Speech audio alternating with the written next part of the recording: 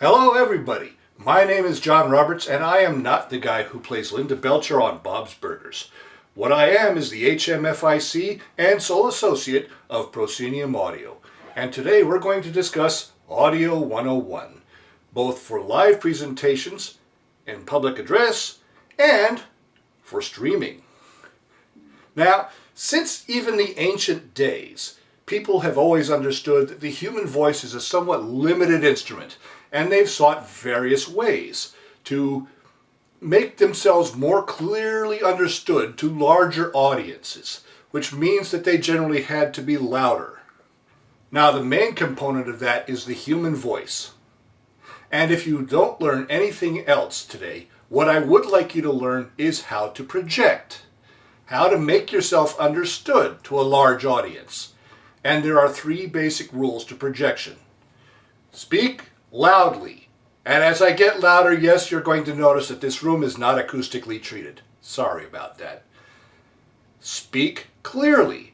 Not only pronounce your words properly, but enunciate them so that they make themselves understood. And lastly, speak slowly. You know when you're listening to an advertisement on the radio and along comes that legal disclaimer that tells you all the ways they're going to bone you over? And you're sitting there thinking to yourself, what was that? Okay, listen to me. You are not Johnny Machida. So slow down. Give your technology the best opportunity to help you. Even if you don't remember anything else, remember this. Now, the science of being understood really started with the science of acoustics. As I said, this room is not acoustically treated, so you may notice it's a little bit lively. But even the Greeks, ancient Greece, figured this one out. They started building amphitheaters, which helped focus the sound and project it out to their audience.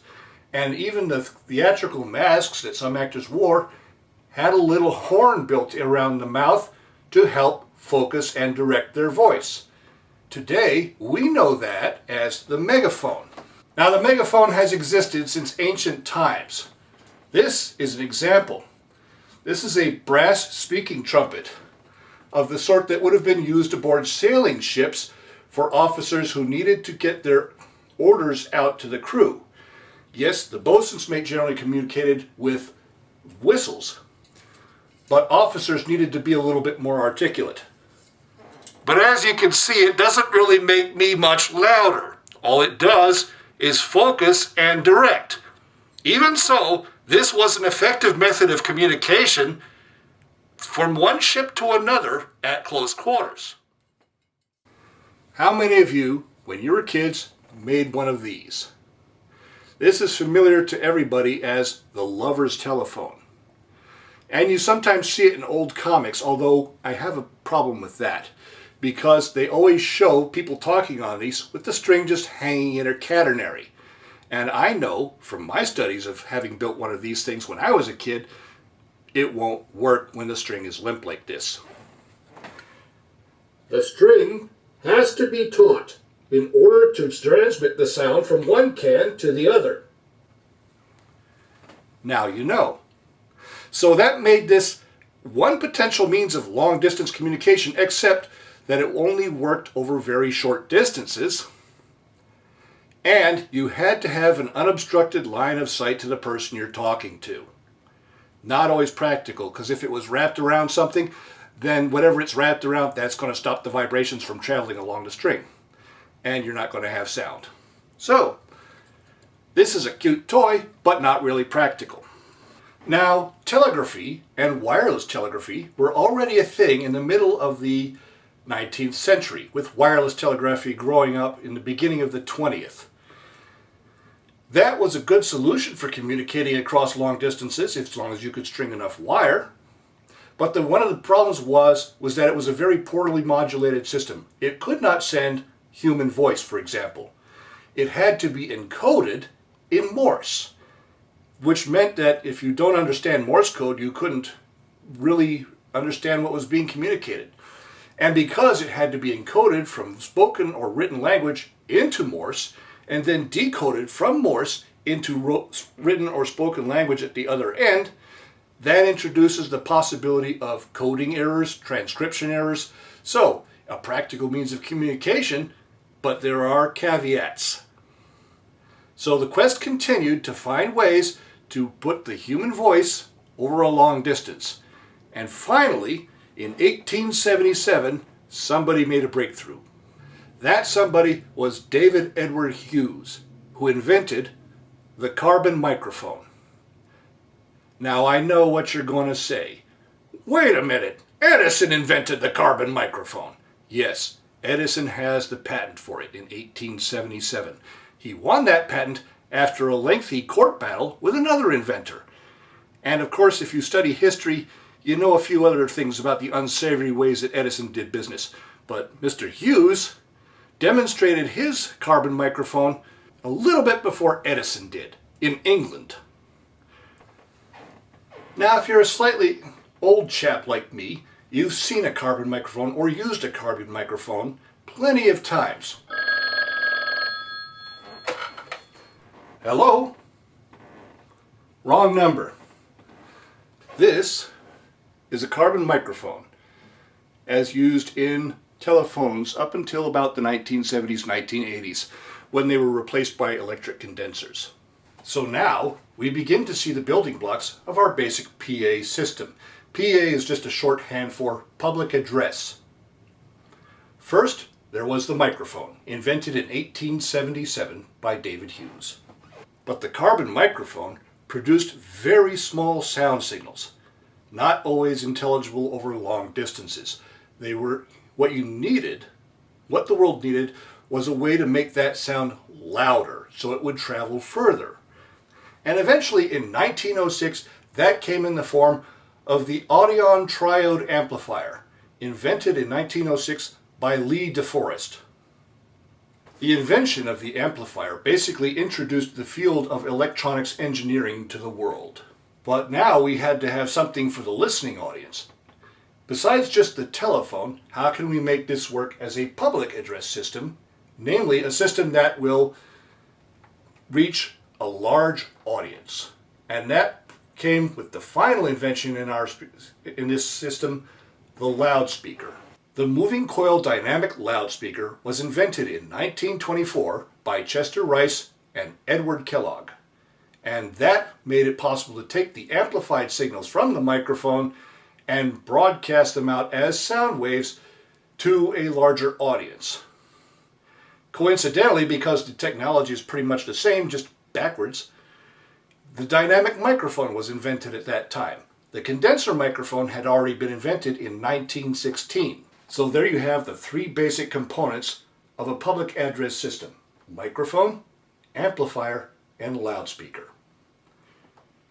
Now, the amplifier, obviously that device is a device that just takes a signal and makes it stronger. But a microphone and a loudspeaker, those are basically the same kind of device.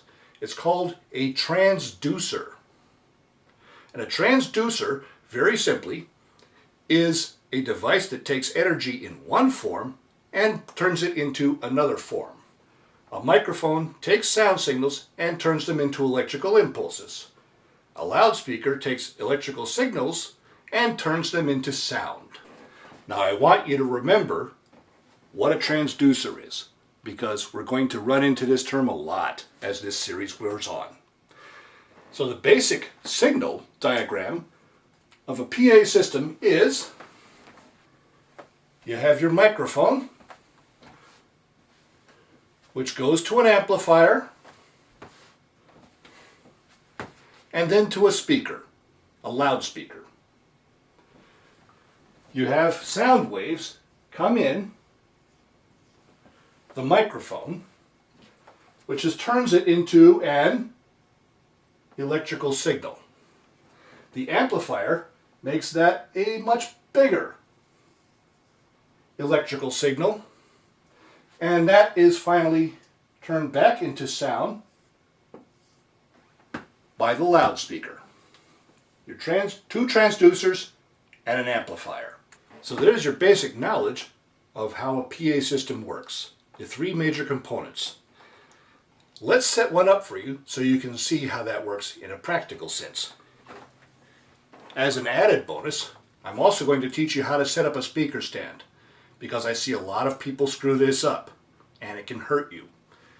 The correct way to set up a speaker stand is as wide as possible. You can tell it's as wide as possible when these braces are at a 90-degree angle to the center shaft. Then you know the feet are going to be as wide as possible. Now, you can set this feet up a little bit more narrowly if you don't have that much space, but for stability's sake, so this doesn't fall over and bonk somebody on the head, you should set it up as wide as possible. So what I'm going to do is set up a basic sound system for you. Now this is a powered speaker, which means it already has an amplifier built into it, and in fact does a little bit of mixing. So to keep things simple, I'm going to use this for the setup. But bear in mind that this is both the amplifier and the loudspeaker, but it still needs a source. So for the purposes of this demonstration, we're going to set it up with a microphone. This is the Shure SM58. Great general purpose microphone. A little bit more about that later, but let's hook this up and see what happens.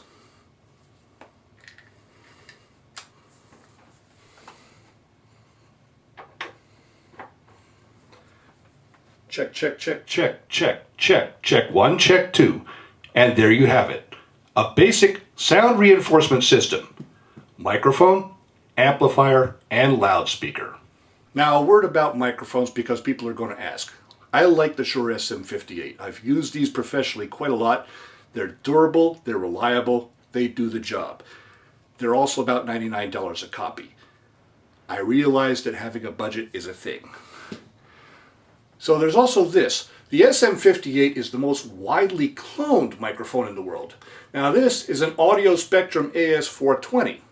I bought from a music store for $25. I think they cost about $40 now because tariffs. And it's very much the same design, a basic dynamic microphone. They don't even sound that much different, if I'm honest. But the major difference between the $99 Shure and the $40 Audio Spectrum is if I drop the Shure, it's going to survive. They're very tough mics. Shure has been building these since 1966. They know what they're doing.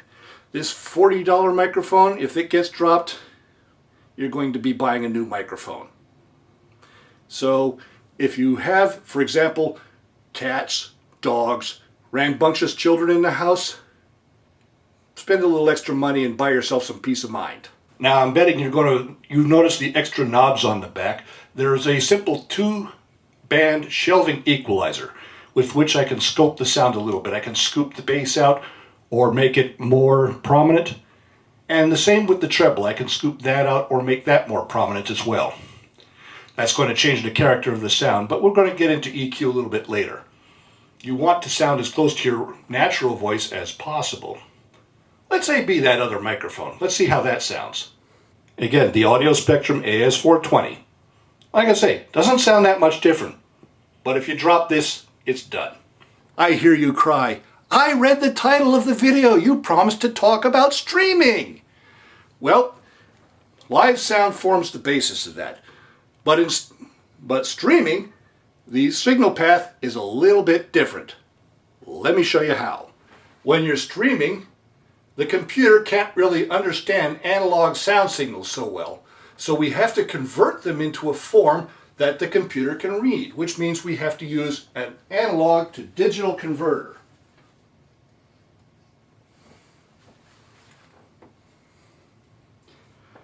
An analog to digital converter converts those audio sound signals, those analog signals, into a form the computer can deal with, ones and zeros, binary data, and sends them to the computer. This is done by a device called an interface. This one here is the Focusrite Scarlett. It's the one I've been using for a long time. It's a great little device, but there are other ones made by Behringer, by PreSonus, by Mackie. There's a lot of these out there. So, you know, you can easily find one that will satisfy your price point. That said, this little box was $160. And I can already hear some of you hitting the floor. So yes, there are cheaper alternatives. This was actually my first computer microphone. This is the Samson Meteor mic. Cute little thing, isn't it? You can get this for about 65 bucks. It plugs into your computer via a USB, which you just plug in right there in the back of the microphone, and then you plug that into your computer and it's its own sound interface. And it sounds pretty decent. This is a 16-bit depth as opposed to a 24-bit depth like my interface, which means that it's a little bit smaller dynamic range. To explain, dynamic range is the difference between the quietest sound and the loudest sound that your equipment can process. Plus, I do like the way this thing looks. It has this neat little pedals that fold down and form a desk stand, and it's very much reminiscent of the Shure SM55. The nice thing about this too is, if you want to get your mouth closer to it, it has a 5/8 inch threaded socket on it. So you can actually put this onto any mic stand. Which brings us to the question of, what if I'm streaming more than one input? And then I know some of you are going to say, but John, there were 2 mic jacks on the front of that input. So that means I can plug two microphones in and I can have 2 people talking at once over the internet. Not necessarily. If you're using a lightweight streaming service like Zoom or Skype or Cisco WebEx, they only do 1 channel of sound. That's called mono sound. 1 shall be the number of what you get for sound, and the number of the sound you get shall be 1 channel. So that means if you use this as an audio interface to talk through Zoom or Skype or WebEx, this is the only active input right here. The program won't even hear anything on this channel, only on channel 1. So, what if you want to get more than one thing onto your stream? Well, now you have to get a mixer. This, believe it or not, is a mixer. This is the Shure SCM268. It has 4 microphone preamps. It has some jacks you can plug some auxiliary inputs into, and it has a single output. There. And it has a single output. Now, the reason I like the SCM268 for simple broadcast is because that most mixers look like this. And most people look at that, who aren't professionals, look at all those knobs and faders and they give up. They don't know what to do with this. I'm going to teach you in a future video how to do this. But for now, let's stick to the KISS principle. Keep it simple.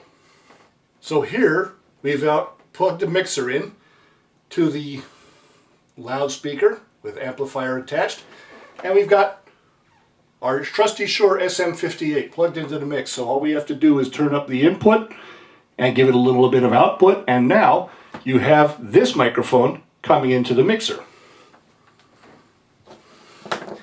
In very much the same way, I can plug another cord in, just like that.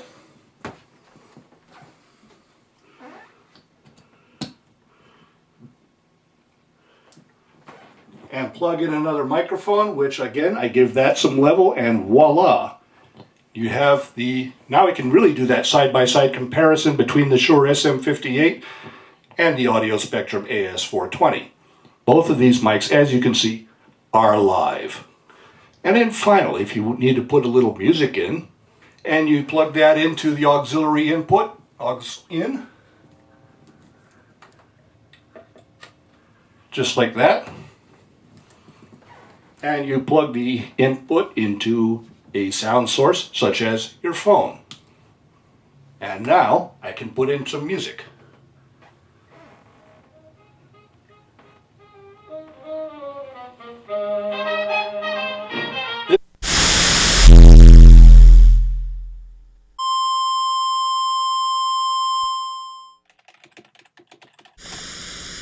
Whoa, whoops.